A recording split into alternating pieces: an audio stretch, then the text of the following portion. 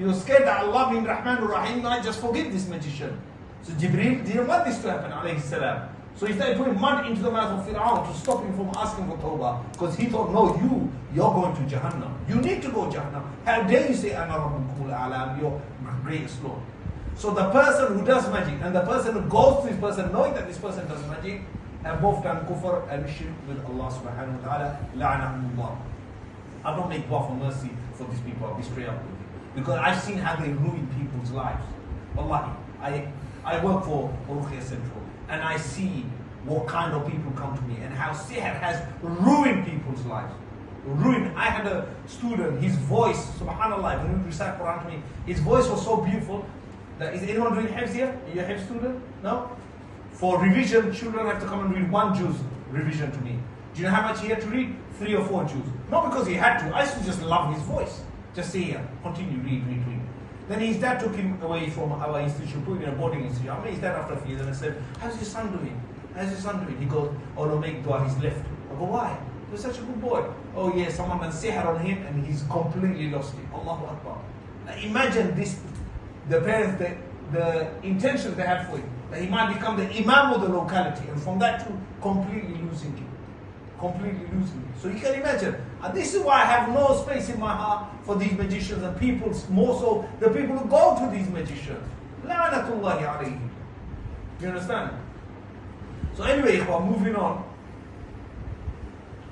Then you get the second type of person who goes to someone for help. He doesn't go for sihr. Usually this happens when a person doesn't have knowledge. And this has been the case with many of our Bengali elders. Unfortunately, because our murabbi, our elders were not aware. They didn't know.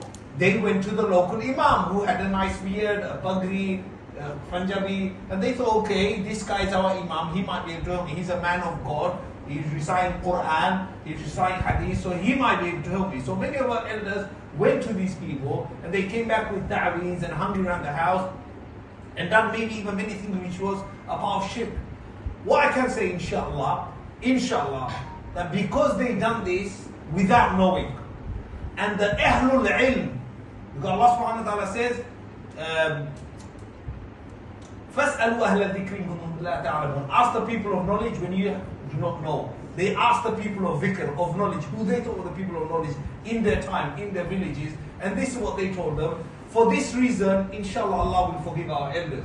Because they didn't know. But as for those people who told them, no, Tika say it's fine, do this, these people, Allah will hold them accountable on Yawm al-Qiyamah, inshallah.